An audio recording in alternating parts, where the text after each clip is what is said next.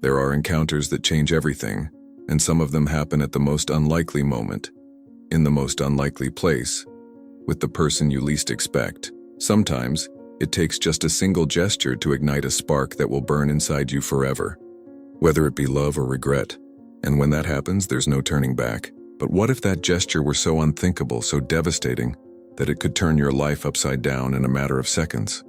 What if, without knowing it, you crossed a line that should never have been crossed, and only afterwards discovered that the person you hurt was, in truth, the only one who could save you from yourself? What happened next will affect you in a way that few stories can manage. Don't go anywhere, and subscribe so you won't miss what's coming. The morning was cold and damp in Cork, with that fine rain that seemed to never end. The kind of rain that seeped into your bones and reminded you that Ireland's weather could be as unforgiving as its people. In the glass-walled foyer of Burn Tech, the marble's gleam reflected the artificial lights like a mirror to heaven, and the silence was broken only by the rhythmic sound of the mop gliding across the polished floor. Each stroke was methodical, deliberate, as if the very act of cleaning could somehow wash away the stains of a life lived in shadows. Kathleen O'Sullivan, hunched and exhausted, cleaned the mud marks left by expensive shoes. Her 54 years showed in every movement, the way her spine curved from decades of bending, the way her hands gripped the mop handle with the white-knuckled determination of someone who'd learned that survival meant never stopping, never complaining, never asking for more than the world was willing to give. Her uniform, a simple gray polo with the cleaning company's logo, had seen better days. The fabric was thin from countless washes, and a small tear near the shoulder had been mended with thread that didn't quite match. The automatic door burst open with force, and Owen Byrne entered like a storm front rolling in from the Atlantic. His immaculate suit, a slim-fit navy blue that probably cost more than Kathleen earned in 3 months, moved with him like a second skin. The crisp white shirt beneath was so perfectly pressed it could have cut glass, and his black leather shoes gleamed with the kind of polish that spoke of privilege and power. His hair, dark brown with just a hint of wave, was styled with the casual perfection that only the wealthy could afford to look effortless. Those gray eyes, cold as a winter morning in County Cork, swept the foyer with the entitled impatience of someone who'd never had to wait for anything in his life. His gaze fell upon the bucket of soapy water positioned near the center of the marble expanse, blocking part of his usual path to the executive lift. For a moment, time seemed suspended. Kathleen looked up from her work, her green-gray eyes meeting his briefly. A fleeting connection that should have meant nothing but somehow felt like everything. There was something in her expression, a flicker of recognition mixed with pain so deep it seemed to echo from another lifetime. He didn't ask permission. He didn't say "excuse me" or offer a polite smile. Owen Byrne simply drew back his expensive shoe and kicked the bucket with the casual violence of someone swatting a fly. The plastic container flew across the marble floor, its contents exploding in an arc of dirty water that splashed across the pristine surface and soaked through Kathleen's worn uniform. The sound echoed through the foyer like a gunshot, sharp, violent, and utterly unnecessary. The crash reverberated off the glass walls, and 2 receptionists behind the curved mahogany desk exchanged embarrassed glances. Sarah, the younger one with her perfectly styled blonde hair, actually flinched. Maeve Donnellan, the senior receptionist with 20 years at Burn Tech, felt her stomach turn as she watched the scene unfold. She'd seen Owen be dismissive before, cold and entitled like his father. But this was different. This was cruel. Kathleen stepped back instinctively, water dripping from her clothes and pooling at her feet. The shock of the cold liquid against her skin was nothing compared to the shock of the humiliation. She reached for her cleaning cloth with trembling hands, trying to salvage some dignity as she bent to clean the mess that wasn't her fault. Her knees protested against the marble's hardness, and for a moment, she felt every one of her 54 years pressing down on her like stones. Before she could say anything, not that she would have dared, Owen's voice cut through the air with cutting coldness. "Mind yourself, woman." The words weren't shouted. They were delivered with the kind of quiet menace that was somehow worse than screaming. Each syllable dripped with disdain as if her very existence was an inconvenience he shouldn't have to endure. However, in that moment of chaos and humiliation, something fell from Kathleen's handbag. A small metal pendant that hit the marble with a tiny but distinct ping. It was silver, tarnished with age, and shaped like 2 tiny green wool booties connected by a delicate chain, the kind of keepsake that spoke of birth and hope and dreams that might never come true. Owen, already turning away to continue his imperious march to the lift, didn't notice the fallen object. His mind was already moving on to the morning's agenda. The board meeting at 9, the quarterly reports that needed reviewing, the empire that needed maintaining. But Maeve Donnellan's sharp eyes caught the glint of silver against the marble, and something about those tiny green booties stirred a memory she couldn't quite grasp. Kathleen bent down to retrieve the pendant, but her hands were trembling so violently she nearly dropped it again. The metal felt warm against her palm, heated by her body and by 28 years of being carried close to her heart. She looked up at Ogun's retreating figure, and for a moment, her lips parted as if she wanted to call out to him, but the words died in her throat, swallowed by decades of silence and a fear so deep it had become part of her DNA. As Ogun approached the executive lift, his polished shoes clicking against the marble with the confidence of inherited power, Kathleen pressed the pendant against her chest and murmured something under her breath. The words were in Irish, soft and musical and heartbroken. Mostor Moleamb, my treasure, my child. But they were spoken so quietly that even if he'd been listening, even if he'd cared, he wouldn't have heard them over the sound of his own footsteps. At the top of the stairs leading to the executive floor, Owen stopped. Something made him pause. A chill that ran down his spine like ice water, a feeling he couldn't name but couldn't shake. He turned back, his gray eyes scanning the foyer below. There was Kathleen, still on her knees, still cleaning up the mess he'd made, her shoulders shaking with something that might have been tears or rage or both. But her eyes were too full of tears for him to recognize what he was seeing. The pain in them was too raw, too personal, too connected to something he didn't understand. So he shook his head, dismissed the feeling as nonsense, and continued into the lift that would carry him up to his world of glass offices and leather chairs, and problems that could be solved with money. Below, Kathleen remained kneeling on the cold marble, clutching the pendant that held more secrets than any piece of jewelry should ever have to bear. The video of the kick began its digital journey within hours, passing from phone to phone through the underground network of burned tech employees like contraband in a prison. The footage was grainy, shot secretly by someone's mobile from behind the reception desk, but the images were devastatingly clear. The heir to Ireland's most successful tech empire, humiliating a cleaning lady with the casual cruelty of someone swatting a wasp. The sound was muffled, but lip readers among the staff could make out the cold dismissal. Mind yourself, woman. In the break room on the 3rd floor, clusters of employees huddled around phones, their voices dropping to whispers whenever management walked past. Some laughed. Nervous, uncomfortable laughter that spoke more of discomfort than amusement. Others watched in stunned silence, their faces reflecting the secondhand embarrassment that comes from witnessing someone else's humiliation. A few, the ones with mortgages and families to feed, quickly deleted the video and pretended they'd never seen it at all. But Maeve Donnellan, the sharp-eyed receptionist who'd witnessed the entire incident, couldn't stop thinking about what she'd seen. Not just the cruelty. She'd worked for the Burns long enough to know that empathy wasn't their strongest suit, but that pendant, those tiny green wool booties on their silver chain. She'd seen them before, she was certain of it. But the memory danced just beyond her reach like a word on the tip of her tongue. She mentioned it to her colleague, Jennifer, during their lunch break in the small staff cafeteria. Those little booties, she said, stabbing at her salad with unnecessary force. I've seen them before, Jen, I'm sure of it. Jennifer, a mother of 2 who understood the significance of baby keepsakes, looked thoughtful. Could be from any child, couldn't it? Lots of mothers keep things like that. No, Maeve insisted, her voice carrying the certainty of someone who prided herself on remembering details. It was something specific. Something, she trailed off, frustrated by her inability to place the memory. But it would come to her. It always did. In the basement changing room, beneath the hum of fluorescent lights that cast everything in a sickly green pallor, Kathleen O'Sullivan sat on the narrow bench and stared at her reflection in the cracked mirror mounted on the damp concrete wall. The woman looking back at her was a stranger, aged beyond her 54 years, worn down by life's relentless grinding. Her hair, once a rich chestnut brown, was now streaked with premature gray and pulled back in a practical ponytail that revealed the sharp angles of cheekbones that had once been softly rounded. The tired face in the mirror told the story of a life lived in the margins. Deep lines bracketed her mouth.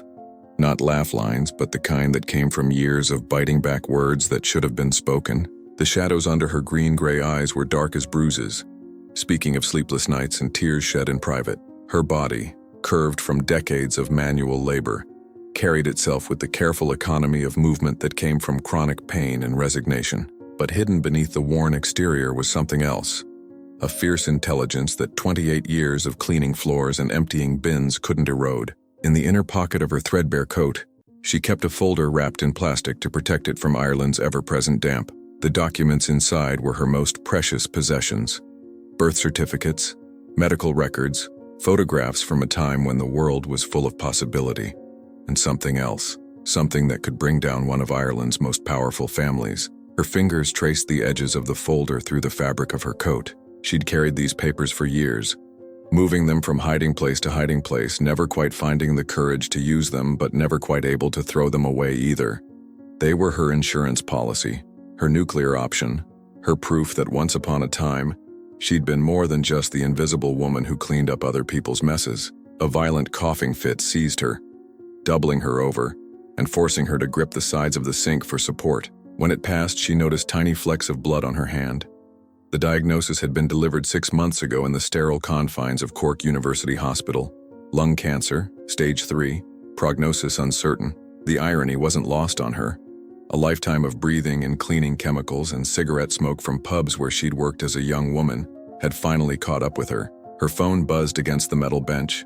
A text from her supervisor that made her heart race. Early shift tomorrow. Executive floor needs deep cleaning. Report to 10th floor at 6 a.m. Her hands trembled as she read the message. The executive floor meant risk. It meant being in proximity to him again. It meant the possibility that everything she'd worked to keep buried might finally claw its way to the surface. 28 floors above, in the penthouse office that crowned the Byrne Tech building like a glass and steel tiara, Seamus Byrne stood with his back to his son, staring out at the Cork skyline. At 61, he commanded the kind of respect that came from building an empire from nothing, from turning a small construction company into a technology giant that employed half the county. His gray hair was perfectly styled, his suit tailored to conceal the slight paunch that had crept up on him in recent years, and his voice still carried the authority that had cowed competitors and subordinates for 4 decades. Hogan lounged in one of the leather chairs, regaling his father with the morning's events. "Clumsy employee in the foyer," he said with casual dismissiveness. "Nearly had me slipping on her mess. Had to set her straight." The words hung in the air between them, and Seamus felt something cold settle in his stomach. He'd spent years building walls around certain truths, paying people to forget, creating new realities from the ashes of old ones. But names had power, and some names could resurrect ghosts he'd thought were safely buried. "Did you get her name?" Seamus asked, his voice carefully neutral. "O'Sullivan, I think. Kathleen O'Sullivan." The name hit Seamus like a physical blow. For an instant, his carefully maintained composure cracked and his hand froze halfway to his coffee cup. 28 years collapsed into nothing, and he was 33 again, standing in a hospital corridor, making deals that would haunt him for the rest of his life. "O'Sullivan?" he repeated slowly, as if testing the weight of the syllables. "Did you say that was her name?" The silence that followed was too heavy to be casual, filled with the kind of tension that spoke of secrets and lies, and chickens coming home to roost. Ogun noticed his father's reaction, the way his shoulders tensed, the way his breathing changed, but couldn't understand its significance. "You know her?" Ogun asked, genuine curiosity creeping into his voice. Seamus turned away from the window, his face a mask of controlled emotion. "Stay away from her," he said finally, the words carrying the weight of an order rather than a suggestion. Some people are best left forgotten, but even as he spoke, Seamus knew it was too late. Kathleen O'Sullivan was back, and with her she carried the power to destroy everything he'd spent nearly 3 decades building. The only question now was what she intended to do with it. 2 days had passed since the incident in the foyer, and the memory of it clung to Kathleen like the persistent Irish mist that never quite lifted from Cork streets. The bruise on her ego had deepened to match the physical ache in her chest, where the cough had grown more persistent and the pain sharper. But when the assignment came through, executive floor, deep cleaning, report directly to the 10th floor, she knew this was no coincidence. Fate, it seemed, had a cruel sense of timing. The executive floor was a different world entirely, where the lower levels buzzed with the energy of workers and the hum of machinery.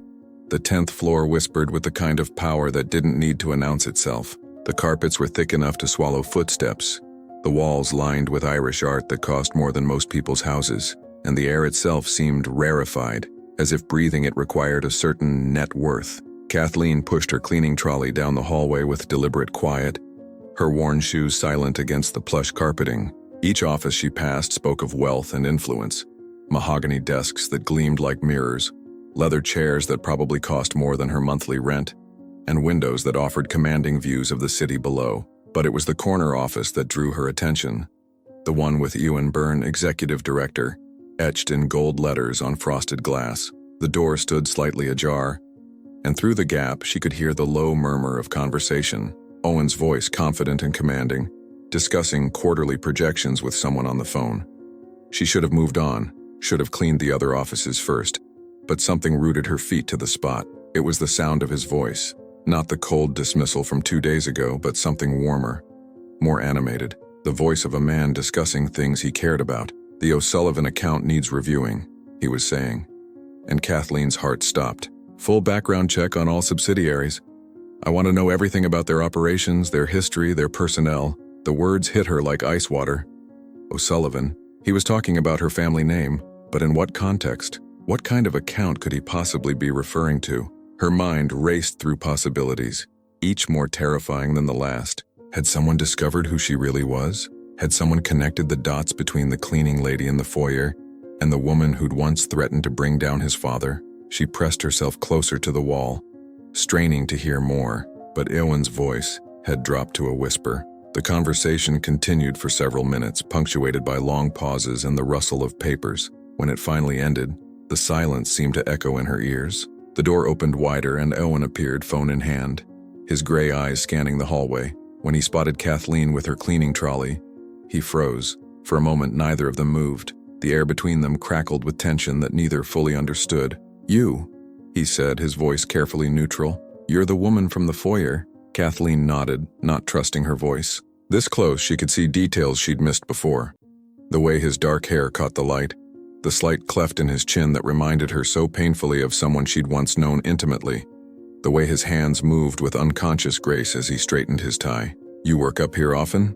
he asked, stepping out of his office and leaning against the doorframe. The question seemed casual, but there was something probing in his gaze. "When needed, sir," she managed, her Irish accent more pronounced than usual. The formal address felt strange on her tongue, calling her own son sir like he was a stranger. Owen studied her face with an intensity that made her uncomfortable. "You look familiar," he said slowly. "Have you worked somewhere else in Cork? Another office building, perhaps?" The question was innocent enough, but it felt like a trap. Kathleen's grip tightened on the handle of her trolley until her knuckles went white. "Long time ago," she said carefully. "Moved around a bit in my younger days." "Where?" The question was sharper now, more insistent. "Here and there," she replied, fighting to keep her voice steady. "Office buildings, hospitals, shops. Work where you can find it." Something flickered in Owen's eyes. Frustration, perhaps, or curiosity. He pushed himself away from the doorframe and took a step closer. "The name O'Sullivan. It's common enough in Cork. Very common," Kathleen agreed, her heart hammering against her ribs. "Any relation to the O'Sullivans who used to run the construction supply business on the south side?" The question was like a dagger to her chest. How could he possibly know about that? Her father's business had been small, barely worth remembering, certainly not significant enough to register on the radar of the Byrne Empire. Unless, "I wouldn't know about that, sir," she lied, praying her voice wouldn't betray her. Owen's phone buzzed and he glanced at it briefly before returning his attention to her. "Right then," he said, but his tone suggested the conversation was far from over. "Carry on." He turned to go back into his office, but Kathleen's gaze was drawn to his desk, visible through the open door. There, in a silver frame beside his computer, was a photograph that made her breath catch in her throat. It was a baby, perhaps 6 months old, with the kind of cherubic face that graced christening cards and proud grandparents' wallets. But it wasn't the baby that made her knees weak. It was what lay beside the photograph on the desk. A pair of tiny green wool booties, identical to the ones on her pendant. The room seemed to tilt around her. Those booties. She'd knitted them herself during the long nights of her pregnancy, when she'd been young and hopeful and convinced that love could conquer anything. She'd made 2 pairs, one for the baby to wear, and one for her to keep as a memento. The pair she'd kept had been fashioned into the pendant she wore, but the other pair, everything all right? Owen's voice seemed to come from very far away. Kathleen realized she'd been staring, and that her hands were trembling so violently that the cleaning supplies on her trolley were rattling. "Fine, sir," she managed. "Just tired." When she looked up, Owen was studying her with an expression she couldn't read. There was something in his eyes, a flicker of recognition perhaps, or confusion. For a moment, she thought he might say something more, might ask the questions that could unravel everything. Instead, footsteps echoed in the hallway and Seamus Byrne appeared at the far end of the corridor. Even at a distance, his presence was commanding. Tall, silver-haired, moving with the confident stride of a man who owned everything he surveyed. When he spotted the scene outside his son's office, his steps quickened. "Owen," he called out, his voice carrying clearly in the rarefied air of the executive floor. "We need to discuss the Morrison contracts." But his eyes were fixed on Kathleen, and in them she saw something that made her blood freeze. Recognition. After 28 years, Seamus Byrne knew exactly who she was. Owen glanced between his father and the cleaning woman, sensing undercurrents he didn't understand. "We were just..." "Now," Seamus interrupted, reaching them and positioning himself between Ogun and Kathleen. The message was clear. The conversation was over. As Owen reluctantly returned to his office, Seamus remained in the hallway. He waited until his son was out of earshot before turning to Kathleen, his face a mask of controlled fury. 28 years, he said quietly, his voice barely above a whisper. 28 years, and you come back now? Kathleen met his gaze steadily, drawing on reserves of strength she'd forgotten she possessed. "I never left," she said simply. "You know what I mean." His voice was dangerous now, edged with the kind of threat that had crushed competitors and silenced enemies. "Stay away from him." "Or what?" The words escaped before she could stop them, years of suppressed anger giving them weight. Seamus stepped closer, close enough that she could smell his expensive cologne and see the cold calculation in his eyes. "You've made your choices, Kathleen. Don't make me remind you of the consequences." With that, he turned and walked into his son's office, closing the door behind him with a soft but final click. Kathleen stood alone in the hallway, her heart pounding and her mind reeling with the implications of what had just occurred. The first fissure had opened. After 28 years of silence, the carefully constructed walls of lies and secrets were beginning to crack. The 8th floor of Byrne Tech was typically quiet in the mid-afternoon, most of the staff either in meetings or buried in the kind of focused work that demanded concentration. It was here, in the sterile corridor lined with glass-walled conference rooms and the soft hum of air conditioning, that Kathleen O'Sullivan's carefully constructed world finally began to crumble. She'd been cleaning methodically, her movements automatic after decades of similar work. The industrial carpet bore the marks of countless business shoes, and she worked the vacuum cleaner back and forth with the same rhythm she'd maintained for years. But something was different today. The encounter with Ogun on the executive floor had shaken her more than she cared to admit, and the sight of those tiny green booties on his desk had unleashed a flood of memories she'd spent 28 years trying to suppress. The first sign of trouble was the cough. It started as a tickle in her throat, the kind that usually signaled nothing more than too much dust or cleaning solution in the air. But as she continued working, the tickle became an irritation, then a burning sensation that made her eyes water. She paused, leaning against the vacuum cleaner's handle, and tried to clear her throat discreetly. The cough that emerged was violent and wet, doubling her over with its intensity. She pressed her hand to her mouth, trying to muffle the sound, but it felt like something was tearing loose inside her chest. When the fit finally subsided, she looked down at her palm and saw the crimson stain she'd been dreading for months. Blood. Not just the occasional fleck she'd grown used to, but a proper splash of bright red that spoke of something seriously wrong inside her failing body. The cancer was progressing faster than the doctors had predicted, eating away at her from the inside like some malevolent creature that had taken up residence in her lungs. She reached for the handkerchief in her pocket, a simple white square that had belonged to her mother, and pressed it to her lips. More blood stained the fabric, and with it came a dizziness that made the corridor walls seem to pulse and breathe around her. The fluorescent lights overhead became too bright, too harsh, sending spikes of pain through her skull. Her knees buckled without warning. One moment she was standing upright. The next, she was on the industrial carpet, the world spinning around her like a carnival ride gone mad. The vacuum cleaner fell beside her with a crash that echoed down the empty corridor, its cord snaking across the floor like an accusation. The pain in her chest was excruciating now, as if someone had driven a red-hot poker between her ribs and was twisting it with deliberate cruelty. She tried to call for help, but her voice came out as nothing more than a whisper. The handkerchief in her hand was now completely soaked with blood, and she could taste copper in her mouth. That's how Maeve Donnellan found her 5 minutes later. The receptionist had been delivering files to one of the conference rooms when she heard the crash of the vacuum cleaner and came to investigate. The sight that greeted her, Kathleen curled on the floor, her face gray as ash, blood staining her lips, made her gasp and immediately reach for her mobile phone. "No," Kathleen managed to whisper as Maeve knelt beside her. "No ambulance. I'm fine." But even as she spoke, another coughing fit seized her, and more blood spattered onto the carpet. Maeve ignored her protests and dialed emergency services, her voice sharp and urgent as she explained the situation to the operator. "There's a woman collapsed on the 8th floor of Byrne Tech building on Patrick Street," she said, keeping one hand on Kathleen's shoulder. "She's coughing up blood and appears to be in severe distress. We need an ambulance immediately." Within minutes, the building was alive with activity. The lift doors opened to disgorge 2 paramedics in fluorescent green uniforms, their equipment bags clattering as they hurried down the corridor. Behind them came the building's security supervisor, his radio crackling with updates from the ground floor. Kathleen tried to protest as the paramedics began their assessment, checking her pulse, taking her blood pressure, asking questions she couldn't answer without revealing too much about her condition. But her body betrayed her. The gray pallor of her skin, the labored breathing, the blood that continued to stain everything it touched. "When did the coughing start?" one of the paramedics asked, a young woman with kind eyes and gentle hands. "Recently," Kathleen lied, unwilling to admit that she'd been hiding symptoms for months. "Any history of respiratory problems?" "Smoking." More lies came easily. Years of practice at hiding the truth made deception feel natural, but the paramedics weren't fooled. They'd seen lung cancer before, could recognize the signs even when the patient tried to deny them. The stretcher arrived within minutes, a collapsible gurney that seemed too white, too clinical for the beige and gray corporate environment.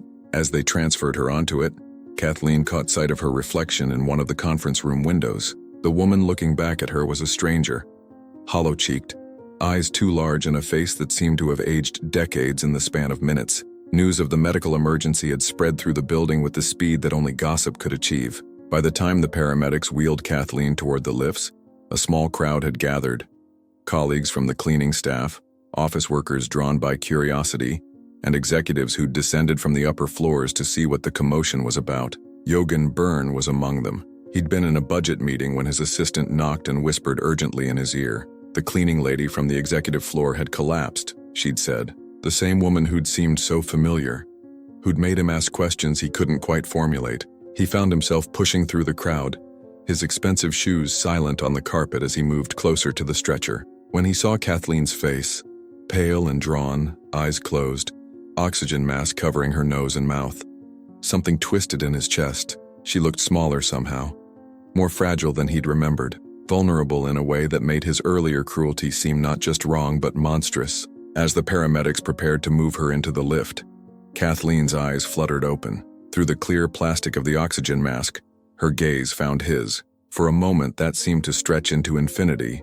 Their eyes met across the width of the corridor, and in her look, Owen saw something that made his breath catch in his throat. It wasn't accusation or anger or even pain, though all of those were present. It was goodbye. The kind of final, resigned farewell that spoke of someone who'd given up hope of ever seeing justice done, of ever having the truth acknowledged. It was the look of a mother who'd watched her child from afar for 28 years, and was now accepting that she might never have the chance to hold him again. The lift doors closed with a soft ding, taking Kathleen away, but the image of her eyes remained burned into Owen's memory. He stood frozen in the corridor as the crowd dispersed, as normal office life resumed around him, as the cleaning equipment was quietly removed, and the carpet returned to its usual sterile perfection. "Sir?" Maeve Donnellan's voice seemed to come from very far away. "I think this belongs to her." Ogun turned to find the receptionist holding something in her outstretched palm. It was the pendant, the small silver locket with its 2 tiny green booties that had fallen from Kathleen's handbag days earlier. In the chaos of the medical emergency, it had been forgotten, left lying on the carpet where she'd collapsed. She dropped it when she fell, Maeve explained. I thought she might want it back when she's feeling better." Yoan took the pendant without thinking. his fingers closing around the warm metal. It was heavier than he'd expected, weighted with something more than just silver and sentiment. As he held it, he noticed that it was actually a locket, with a tiny clasp that could be opened. "Thank you," he said absently, already turning toward the lifts. I'll make sure she gets it." But instead of returning to his office, instead of diving back into the budget projections and quarterly reports that usually consumed his attention, Yoan found himself walking toward the car park. His feet carried him past the reception desk, past the security station, past the glass doors that separated the climate-controlled corporate environment from Cork's perpetually damp streets. In the underground garage, surrounded by the expensive cars that spoke of success and privilege, Owen sat in his BMW and stared at the pendant in his palm. The tiny green booties seemed to mock him, their cheerful color at odds with the growing dread in his chest. With trembling fingers, he found the clasp and opened the locket. Inside, protected by the silver casing, was a photograph so small he had to squint to make out the details. It showed a young woman, perhaps 25, with kind eyes and a gentle smile, holding a baby. The infant couldn't have been more than a few months old, round-faced and perfect in the way that all newborns seem to be. But it was the woman's face that made Owen's world tilt on its axis. Beneath the younger skin, behind the hopeful expression, he could see the features of the cleaning lady who'd just been carried away in an ambulance. The same green-gray eyes, the same delicate bone structure, the same gentle mouth that had whispered words he couldn't hear, and the baby in her arms. Owen's hands began to shake as he studied the photograph more closely. The infant's face was barely formed, still soft with the pudginess of new life. But there was something about the eyes, the shape of the head, the way the tiny fingers curled against the woman's chest. 28 years collapsed into nothing. In that moment, sitting in his expensive car in the underground garage of the empire his father had built, Yoan Byrne began to understand that everything he'd been told about his life might have been a lie. The smell of disinfectant and the cold light of the corridors at Cork University Hospital gave the place an air of farewell. It was a scent that spoke of endings and beginnings, of lives saved and lives lost, of the thin line that separated hope from despair. The fluorescent lights overhead hummed with electrical persistence, casting everything in the harsh white glow that made even healthy people look corpse pale. Owen entered without truly knowing why, his expensive shoes echoing against the polished linoleum floors that had seen countless tears, countless last words, countless moments when everything changed forever. The BMW was still warm in the car park, the engine ticking as it cooled, but he'd found himself unable to drive home. The photograph in the locket had shattered something fundamental in his understanding of the world, and he needed answers, even if those answers destroyed everything he'd believed about his life. The receptionist at the main desk, a middle-aged woman with kind eyes and the patient demeanor of someone who'd delivered bad news more times than she cared to count, directed him to the pneumology ward on the 3rd floor. "Visiting hours end at 8, she reminded him gently, glancing at the clock that read 7:30. Room 314. The lift journey felt interminable, each floor marked by a soft chime that seemed to echo in his chest. When the doors finally opened, he found himself in a corridor lined with rooms where people fought the final battles of their lives. The air here was different, thinner somehow, weighted with the resignation of those who'd received diagnoses that came with expiration dates. Room 314 was at the end of the hall, its door slightly ajar to allow the nursing staff easy access. Through the gap, Owen could see a narrow bed surrounded by the medical apparatus that had become the modern equivalent of Death Watch. Monitors that beeped with electronic hearts, tubes that carried oxygen to struggling lungs, IV stands that dripped life one drop at a time. He knocked softly and pushed the door open wider. Kathleen O'Sullivan lay propped up against pillows that seemed too white, too clean for someone who'd spent her life in the margins of society. The oxygen tube beneath her nose made her breathing audible, a slight wheeze that spoke of lungs that were failing despite the medical intervention. Her hair, freed from its usual practical ponytail, spread across the pillow like silver threads, and her face had the translucent quality that came with serious illness. Beside the bed, a small overnight bag contained the sum total of her possessions: a few simple clothes, a worn paperback novel, and the threadbare coat that had concealed so many secrets for so many years. There was something profoundly sad about how little space a life could occupy when reduced to its essentials. She looked up as he entered, and her green-gray eyes widened with surprise. For a moment, Neither of them spoke. The silence was filled with the soft beeping of monitors and the distant sounds of hospital life. Nurses calling to each other, the rattle of trolleys in corridors, the muffled conversations of families saying goodbyes they weren't ready for. "I didn't expect visitors," she said finally, her voice rougher than before, damaged by the disease that was consuming her from within. "Especially not Mr. Byrne." The formal address stung more than it should have. Here was a woman who might be dying, who'd lived a life of quiet desperation cleaning up after people who didn't know her name. And she was still calling him Mr. Byrne, like he was someone important, rather than just another stranger in an expensive suit. Yogan reached into his jacket pocket and withdrew the pendant, its silver surface catching the harsh hospital lighting. "This is yours," he said, extending it toward her. "You dropped it when—" His voice trailed off. "How did you finish that sentence? When you collapsed at work? When your body finally rebelled against years of neglect and hard labor? When the cancer decided it was tired of being ignored?" Kathleen's eyes fixed on the pendant, and something shifted in her expression. Her hand, pale and marked with the telltale bruising of repeated IV insertions, reached out to take it. When her fingers closed around the familiar weight of the silver locket, she gripped it so tightly that her knuckles went white. "Did you—" she began, then stopped, as if afraid to ask the question that had been burning in her throat. "Did I what?" Yogan prompted, though some part of him already knew what she was going to say. "Did you open it?" The words were barely a whisper, but they carried the weight of 28 years of secrets. He nodded slowly, unable to lie in the face of her obvious vulnerability. "I saw the photograph." A sound escaped her then, not quite a sob, not quite a sigh, but something that spoke of relief and terror in equal measure. It was the sound of someone who'd carried a burden alone for so long that the prospect of sharing it was both salvation and damnation. The silence stretched between them, heavy with implications neither of them was quite ready to voice. Outside the window, Cork's evening lights were beginning to twinkle in the gathering dusk. The city going about its business while in this small room. Two lives balanced on the edge of truth. "I made those," Kathleen said finally, her thumb tracing the tiny green booties on the pendant. 28 years ago. "I made them while I was waiting for—" She stopped, unable to finish the sentence. Waiting for what? Owen's voice was hoarse, barely recognizable even to himself. Kathleen looked directly at him then, her eyes holding a pain so deep it seemed to have its own gravity. When she spoke, her voice carried the weight of every sleepless night, every birthday she'd missed, every moment she'd watched from afar. "Owen," she whispered, using a name he hadn't heard since childhood, a name that had been buried beneath years of formal education and corporate identity. "My son, don't you remember my voice?" The words hit him like a physical blow.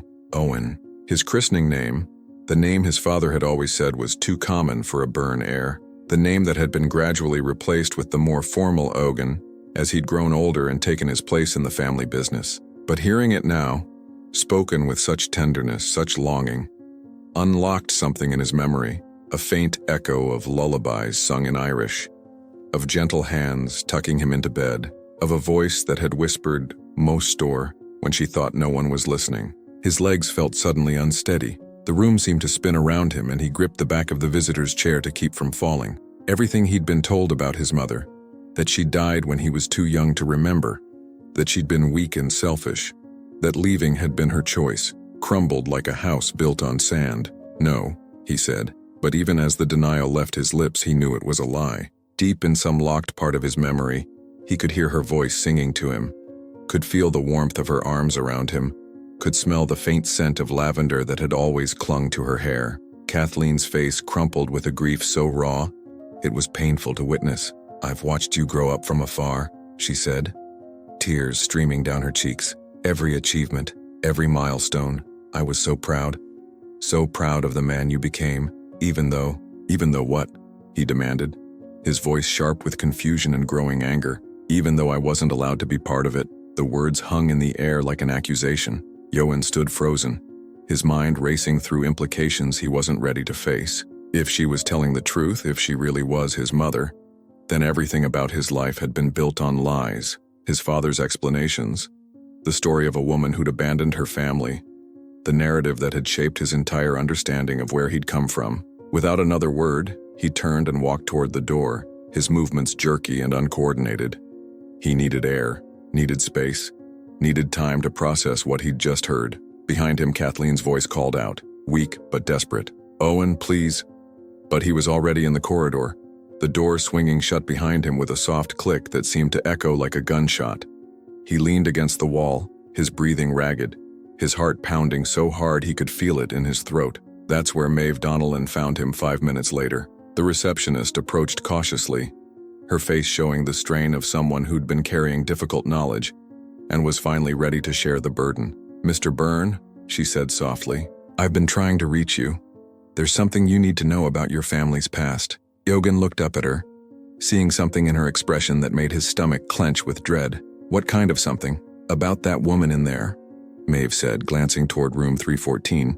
"About why she really left. About what your father—" But before she could finish the sentence, the sound of expensive shoes on linoleum announced the arrival of someone whose presence changed the very air in the corridor. Seamus Byrne rounded the corner with the purposeful stride of a man who'd spent 40 years bending the world to his will, his face a mask of controlled fury that spoke of carefully laid plans suddenly thrown into chaos. When he saw his son standing outside Kathleen's room, when he noticed Maeve hovering nearby with the guilty expression of someone about to reveal secrets, his gray eyes flashed with something that might have been panic, quickly disguised as anger.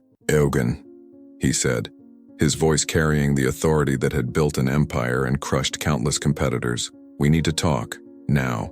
Seamus Byrne moved through the hospital corridor like a man accustomed to commanding every space he entered.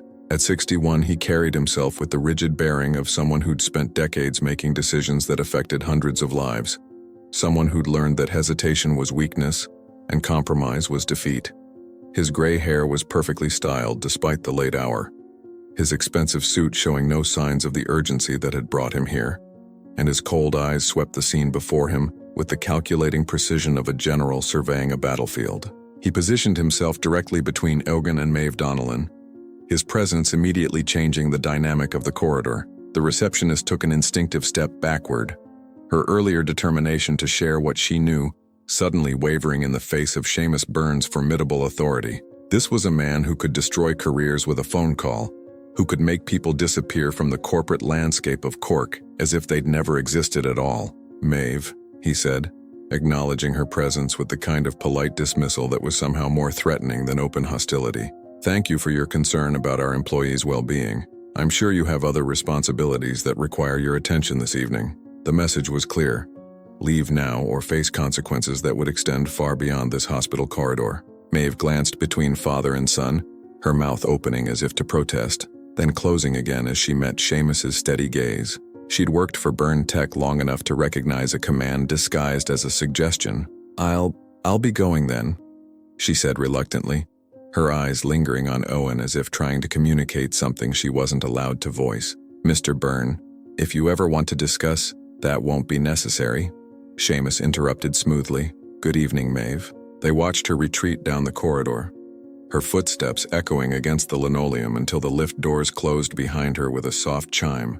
Only when she was completely gone did Seamus turn his full attention to his son, and the temperature in the hallway seemed to drop several degrees. "You shouldn't have come here," he said, his voice carrying the weight of paternal authority mixed with something that might have been genuine concern. "There's nothing for you in that room except confusion and lies." Owen stared at his father, seeing him as if for the first time. The man who'd raised him, who'd taught him everything about business and success and the importance of maintaining the family legacy, suddenly seemed like a stranger. "You know who she is," he said, and it wasn't a question. "I know exactly who she is," Seamus replied, his tone suggesting that this knowledge was a burden rather than a revelation. "She's a disturbed woman who's been carrying delusions for nearly 3 decades. She's dangerous, Owen. Dangerous to you, dangerous to our family, dangerous to everything we've built." She called me Owen. The name felt strange on Owen's tongue, like speaking a foreign language he'd once known but had forgotten. "She said she was my mother." Seamus's jaw tightened almost imperceptibly. "Your mother died when you were 2 years old. You know this. We've discussed it many times, have we?" Owen challenged, his voice growing stronger as memories began to surface. Fragments of conversations where his questions had been deflected, where his father had changed the subject with the skill of someone practiced in avoiding uncomfortable truths. "Or have you simply told me what you wanted me to believe?" The silence that stretched between them was heavy with the weight of 28 years of carefully constructed lies. In that moment, Seamus looked every one of his 61 years, the lines around his eyes deepening as he realized that the narrative he'd spent decades building was finally beginning to crumble. "You have no idea what you're talking about," he said finally. But there was less conviction in his voice than before. "That woman in there destroyed our family once. I won't let her do it again." "How?" Owen demanded. "How did she destroy anything? What aren't you telling me?" Instead of answering, Seamus moved past his son toward room 314. "You don't have anything to discuss with that woman, Owen," he said over his shoulder, his voice carrying the tone of absolute command that had shaped Ogun's entire childhood. "Nothing at all." But Ogun wasn't the compliant child he'd once been. "Who is she to you?" he called after his father. "Really?" Seamus paused at the threshold of Kathleen's room, his hand resting on the doorframe. When he turned back, his face was a mask of controlled emotion that revealed nothing and everything at once. "A former employee who knows more than she should," he said simply. Nothing more. Inside room 314, Kathleen had heard the voices in the corridor. The years had taught her to recognize Seamus Burns' voice from any distance. It was a sound that haunted her dreams and had shaped every decision she'd made for nearly 3 decades. When the door opened and his familiar silhouette filled the frame, she closed her eyes and forced her breathing to remain steady, feigning sleep that fooled no one. Seamus approached the bed with the careful steps of someone entering a cage with a dangerous animal. Even weakened by disease, even reduced to this pale shadow of the woman who'd once threatened to bring down his empire, Kathleen O'Sullivan represented a threat to everything he'd built. She was the keeper of secrets that could destroy not just his reputation, but his son's future as well. "I know you're awake," he said quietly, his voice barely above a whisper but carrying the weight of absolute authority. "We need to discuss the situation." Kathleen opened her eyes slowly, meeting his gaze with a steadiness that surprised them both. The years had changed her, worn her down, made her thinner and more fragile, but they hadn't broken her spirit. If anything, the proximity of death had given her a kind of fearlessness that made her more dangerous than she'd ever been. "Seamus," she said, his name carrying decades of accumulated pain and anger. "Still cleaning up messes, I see." "This doesn't have to become a mess," he replied, moving closer to the bed. "It can end here tonight with dignity for everyone involved." "Dignity?" The word came out as a bitter laugh that turned into a coughing fit. When it subsided, there were flecks of blood on her lips that she didn't bother to wipe away. "You wouldn't know dignity if it introduced itself at a board meeting." Seamus's composure cracked slightly, revealing the cold fury that had always lurked beneath his polished exterior. "You already destroyed my son's life once," he said, his voice low and dangerous. "I won't let you do it again." The accusation hung in the air between them like a challenge. Kathleen struggled to sit up straighter in the hospital bed, her eyes blazing with an anger that 28 years hadn't diminished. "His life was destroyed the day you stole him from me," she said, each word sharp as broken glass. "The day you made him believe his mother was dead rather than let him know she was the woman who loved him more than her own life." "You made your choice," Seamus shot back. "You chose to threaten my family, to try to blackmail me with lies and accusations. You chose to walk away. I chose to save him." Kathleen's voice rose, then broke on a sob that seemed to come from the deepest part of her soul. "I chose to let you have him, rather than see him destroyed by what you'd done.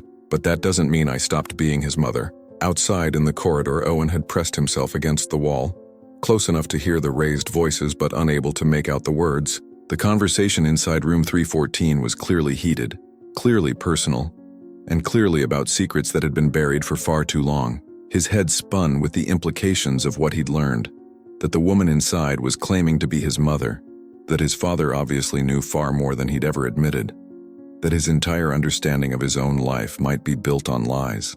The fragments of memory that had been surfacing all evening suddenly coalesced into something clearer. A woman's voice singing Irish lullabies, the scent of lavender and the feeling of being held close, gentle hands braiding his hair and teaching him to count in both English and Irish, a presence in his early childhood that had simply vanished, replaced by his father's explanations about a mother who'd died too young to be remembered. But if she hadn't died, if she'd been alive all this time. The voices inside the room had fallen silent, and after a moment, he heard his father's footsteps approaching the door. Quickly, Owen moved away from the wall and walked toward the lifts, not wanting to be caught eavesdropping on conversations that were reshaping everything he thought he knew about his family. He needed time to think, needed space to process the implications of what was happening. The hospital felt suddenly claustrophobic, its disinfectant smell and fluorescent lighting pressing in on him like the walls of a prison. He jabbed the lift button repeatedly, desperate to escape the confined space where his world was being systematically dismantled. When he finally returned to room 314 20 minutes later, steeling himself for more revelations and difficult truths, he found the space empty. The bed was made with fresh linens, the medical equipment had been wheeled away, and there was no sign that Kathleen O'Sullivan had ever been there at all. But the window was open, letting in the cool Cork evening air that carried the scent of the River Lee and the distant sound of traffic. The curtains fluttered in the breeze like ghosts, and on the windowsill, barely visible in the gathering darkness, was a single green thread, as if someone had passed by in great haste, leaving only the faintest trace of their passage. Yogan stood in the empty room, staring at the open window, and realized that his chance to learn the truth might have just vanished into the Irish night. 2 days passed like a slow fever dream, each hour marked by Owen's growing desperation to find answers that seemed to dissolve like morning mist the moment he reached for them. He'd returned to the hospital 3 times, each visit met with polite but firm resistance from the nursing staff. Patient confidentiality, they explained with apologetic smiles. We can't discuss her whereabouts with non-family members. The irony of that phrase, non-family members, cut deeper each time he heard it. If Kathleen O'Sullivan was telling the truth, if the fragments of memory swimming in his consciousness were real, then he was family. He was her son, stolen away and fed lies for 28 years while she watched from the shadows, cleaning the floors of the empire built on her silence. He'd driven through Cork's narrow streets at all hours, searching faces in hospital queues and homeless shelters, checking the small bedsits in council flats where someone in her circumstances might seek refuge. But Kathleen had vanished as completely, as if the Irish fog had swallowed her whole, leaving behind only questions that grew more urgent with each passing hour. The call came on a Wednesday morning while Ogun sat in his office, staring at quarterly reports that might as well have been written in ancient Greek for all the sense they made to his scattered mind. His mobile phone buzzed against the mahogany desk, the number unfamiliar but unmistakably local. Mr. Byrne, the voice belonged to a woman, middle-aged, professional, with the careful tone of someone accustomed to delivering difficult news. This is Sister Margaret from Cork University Hospital. I'm calling about Kathleen O'Sullivan. Owen's grip tightened on the phone until his knuckles went white. Is she? She's been readmitted to our intensive care unit. The nurse continued gently. The cancer has progressed more rapidly than anticipated. She's asked me to contact you specifically. The drive to the hospital passed in a blur of traffic lights and rain-slicked streets. Ogun abandoned his BMW in a no-parking zone outside the main entrance, not caring about tickets or towing or any of the small concerns that had once seemed important. Time felt compressed, as if the entire world had narrowed down to this single moment, this last chance to hear the truth from someone who might take it to her grave. But when he burst through the doors of the ICU, breathless and desperate, he found only Sister Margaret waiting for him. She was a woman in her 50s with kind eyes and the gentle bearing of someone who'd spent decades comforting the grieving. In her hands, she held a manila envelope that seemed to pulse with significance. "I'm sorry," she said, before he could ask the question written across his face. She passed about an hour ago, very peacefully, I'm told. She waited as long as she could. The words hit him like a physical blow. An hour. He'd missed her by a single hour. Missed his last chance to demand answers, to hear her voice one more time, to look into those green-gray eyes and know finally whether the story she'd tried to tell him was truth or delusion. "She asked me to give this to you," Sister Margaret continued, extending the envelope toward him. "She was very specific about it. Said to tell you she was sorry she couldn't wait longer, that she'd tried to hold on but her body had other plans." Ogun took the envelope with trembling hands. It was heavier than he'd expected, weighted with more than just paper. His name was written across the front in handwriting that was clearly struggling, the letters shaky but determined, as if each stroke had required enormous effort. "She also said," the nurse added gently, "to tell you that a mother's love doesn't end with death, that some truths are too important to die with the people who carry them." Alone in his car in the hospital car park, surrounded by the mundane sights and sounds of a Wednesday afternoon in Cork, Yoan stared at the envelope that might contain the key to everything. The rain drummed against the windscreen with Irish persistence, and the gray sky seemed to press down on the city like a weight. With hands that felt disconnected from his body, he opened the envelope and found two items inside. The first was a handwritten letter on plain paper, the same shaky script he'd seen on the envelope. The second was a thick folder bound with string, its contents bulging against the cardboard cover. The letter began simply, "For my son, with all the love I was denied the chance to give. Owen, if you're reading this, then my time has run out and I've lost my last chance to hold you in my arms and tell you how proud I am of the man you've become. I've watched you from afar for 28 years, celebrating every achievement as if it were my own, grieving every setback as if it had happened to me personally. You were 2 years old when your father took you from me, not because I was unfit, not because I didn't love you, but because I knew something that could destroy him, and he couldn't allow that knowledge to exist in someone who had access to his heir. In 1997, 2 men died in a building collapse on one of your father's construction sites. Thomas Kelly and Patrick Murphy, good men with families who depended on them. The official investigation concluded that their deaths were accidental, the result of structural failure that couldn't have been predicted or prevented. But I know the truth, Owen. I have the documents that prove it.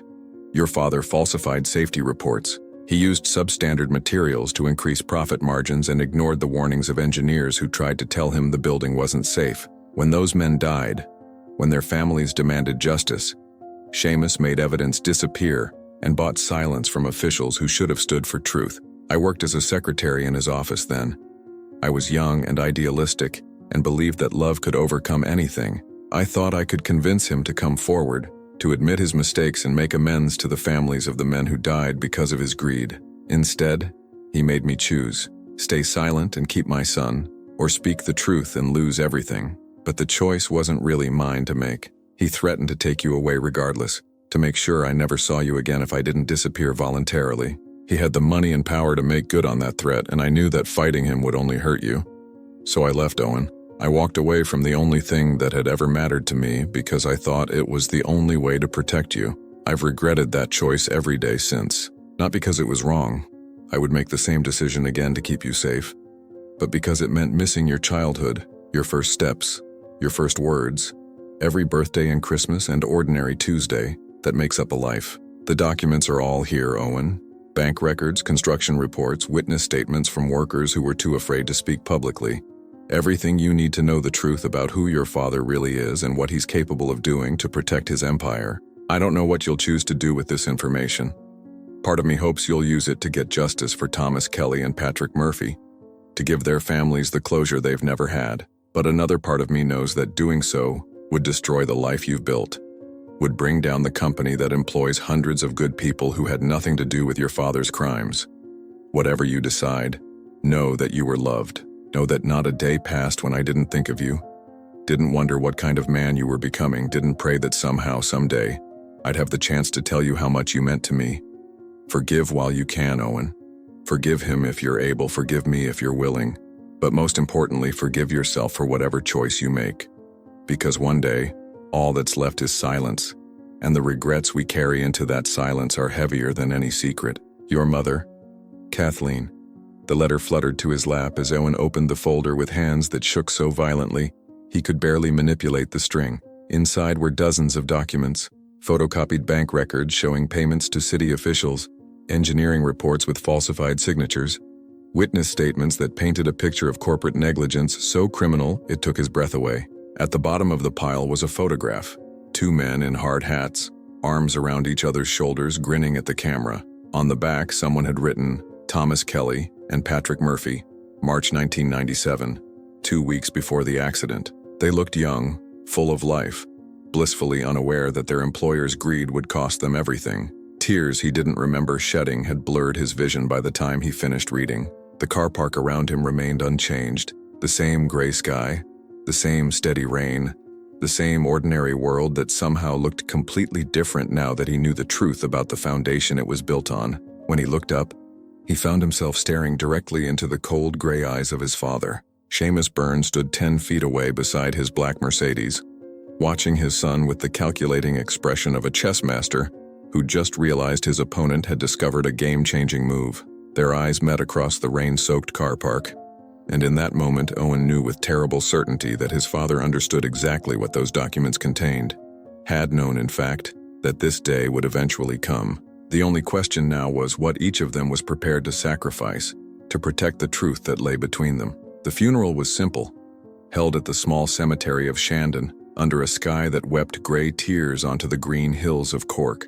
It was the kind of modest gathering that spoke of a life lived quietly, of someone who'd moved through the world without demanding attention or leaving obvious marks. A dozen people had come, mostly other cleaning staff from various buildings around the city. Women who'd shared tea breaks and small kindnesses with Kathleen O'Sullivan without ever knowing the weight of secrets she carried. Father O'Brien, elderly and stooped, spoke the traditional words over the simple wooden coffin that was all her modest savings could afford. "Eternal rest grant unto her, O Lord, and let perpetual light shine upon her." The words carried across the cemetery in both English and Irish, as if the ancient language could somehow bridge the gap between the living and the dead more effectively than modern speech. Yogan stood apart from the small group of mourners, his expensive black suit marking him as different from the others. In the inner pocket of his jacket, pressed close to his heart, was the silver pendant with its two tiny green booties. The weight of it seemed enormous, as if those small pieces of knitted wool carried the gravitational pull of 28 years of separation and loss. Seamus had remained at the office, citing urgent business that couldn't wait, but his absence spoke louder than any words could have. Even in death, Kathleen O'Sullivan represented a threat too dangerous for the patriarch of the Byrne Empire to acknowledge publicly. As the service concluded and the mourners began to drift away, murmuring quiet condolences and sharing brief memories of a woman they'd known only in passing, Ogan found himself lingering beside the freshly turned earth. The headstone was simple granite with basic lettering. Kathleen Mary O'Sullivan, 1969-2025, beloved mother. He'd paid for it himself, though he couldn't bring himself to examine too closely why he'd chosen those particular words. The groundskeeper, a weathered man with kind eyes who'd overseen thousands of these final farewells, approached quietly. "She must have meant something special to you," he said, noting how Ogan remained while everyone else had gone. "Yes," Ogan replied simply, because any longer explanation would have required truths he wasn't sure he was ready to voice. She did. The drive back to his penthouse apartment took him through the heart of Cork, past the Byrne Tech building where this story had begun just days earlier. The glass and steel monument to his family's success gleamed in the afternoon light, its surface reflecting the city below like a mirror that showed only what you expected to see. But now, knowing what he knew, it looked different to him. Less like a testament to achievement and more like a tombstone marking the graves of Thomas Kelly and Patrick Murphy. His apartment occupied the top 2 floors of one of Cork's most exclusive residential buildings, with floor-to-ceiling windows that offered commanding views of the city and the River Lee beyond. It was the kind of space that spoke of success and privilege, filled with carefully chosen furniture and art that reflected both modern sophistication and respect for Irish heritage. But tonight, surrounded by these expensive possessions, Ogan felt like a stranger in his own life. He placed the folder of documents on his dining table, mahogany imported from sustainably managed forests, crafted by artisans who charged more for a table than most people earned in a year. The irony wasn't lost on him that evidence of his father's crimes now rested on furniture that probably cost more than the annual salary of the men who'd died building Seamus Byrne's empire. The papers, spread across the polished surface, told a story of corruption that went deeper than simple greed. Bank transfers to city officials, falsified inspection reports, witness statements describing unsafe working conditions that supervisors had been ordered to ignore. Thomas Kelly had been 28 when he died, leaving behind a wife and 2 young children. Patrick Murphy had been 31, with a pregnant wife who'd given birth to a daughter he would never meet. Ewan studied their photographs again. 2 men who'd simply wanted to provide for their families, who'd trusted that their employer would value their lives more than profit margins. They'd been wrong, and their mistake had cost them everything. Their families had received modest settlements and promises that such tragedies would never happen again. Promises that, as the documents clearly showed, had been lies from the moment they were spoken. The weight of decision pressed down on him like the Atlantic weather systems that brought Ireland's eternal rain. He could take these documents to the Gardaí, could expose his father's crimes and see justice finally done for 2 men who'd been dead for 28 years. Their families deserved that truth. Kathleen had died believing that her sacrifice might someday lead to their vindication. But justice for Thomas Kelly and Patrick Murphy would mean the destruction of Burn Tech. The company employed over 400 people across Cork County. Engineers and administrators, cleaners and security guards, receptionists and IT specialists. Their mortgages and car payments, their children's school fees and their parents' care costs, all depended on salaries paid by a company built on blood money. Bringing down Seamus would bring down all of them. Innocent people who'd had nothing to do with decisions made before many of them were even born. As evening fell over Cork, Johan lit the fire in his marble fireplace and sat in his leather chair, staring at the documents that held the power to destroy everything he'd ever known. The flames danced and crackled, casting shifting shadows across the room and filling the air with the scent of burning oak. The pendant lay on the coffee table beside him, its silver surface reflecting the firelight. Those tiny green booties seemed to glow in the warm light, and he could almost hear Kathleen's voice whispering the words she'd written. "Forgive while you can, Owen, because one day, all that's left is silence." On the mantelpiece, his telephone sat silent and patient, waiting for a decision that would echo through dozens of lives. The business card for Detective Inspector Sarah Walsh of the Cork Gardaí lay beside it. He'd looked up the appropriate contact for corporate crime while sitting in the cemetery, staring at Kathleen's grave and trying to decide what kind of son he wanted to be. But next to that card was another piece of paper, his father's private mobile number, the one reserved for family emergencies and conversations that couldn't happen in offices where others might overhear. The fire burned lower as the night deepened, and still Owen sat in his chair, weighing the cost of truth against the price of silence. In the dancing flames, he could see the faces of Thomas Kelly and Patrick Murphy, frozen forever at the ages when Seamus Byrne's greed had ended their stories. But he could also see the faces of the Burn Tech employees who would lose their livelihoods if the company collapsed under the weight of decades-old crimes. Kathleen had made her choice 28 years ago, trading her happiness for what she believed was her son's safety. She'd lived with that decision every day since, watching from afar as he grew up without her, loving him from a distance that must have felt like death itself. Now it was his turn to choose between competing versions of justice, between loyalty to the dead and responsibility to the living, between the truth that could free him and the lies that protected others. The clock on the mantelpiece chimed midnight, marking the beginning of a new day. Owen stood slowly, his decision crystallizing in his mind like frost on a winter window. He walked to the telephone, his hand trembling slightly as he reached for the handset. The two pieces of paper lay before him, Detective Inspector Walsh's card and his father's private number. Justice and mercy, truth and protection, the choice that would define not just his own future, but the futures of everyone whose lives intersected with the Byrne family legacy. He picked up the phone, his finger hovering over the keypad, and in that moment, suspended between past and future, between truth and silence, the weight of 28 years of secrets pressed down on him like the gray Irish sky that had witnessed everything and revealed nothing. The dial tone hummed in his ear, patient and eternal as the rain that fell on Kathleen O'Sullivan's grave. And in the silence of that Cork penthouse, with the fire dying to embers and the city sleeping below, Johan Byrne began to dial. Sometimes, fate places us before decisions that have no right answer, only consequences. Johan had spent his life believing in a truth built upon silence and lies, until, when he finally had the chance to hear his own mother's voice, time had already decided to end the conversation. How many times do we leave for tomorrow the forgiveness, the reconciliation, or that word which could change everything? If you were in his place, would you destroy your own father's legacy to honor the memory of the one who gave you life? Or would you choose to protect hundreds of families carrying forever the weight of a secret? There's no easy path, and perhaps that's the most painful part, living with what we decide. If this story touched your heart, don't let it be lost. Follow for more stories like this one. Like and share with someone you love. Perhaps in doing so, you'll remind that person that time doesn't wait, and that one day, it might be too late to say what truly matters.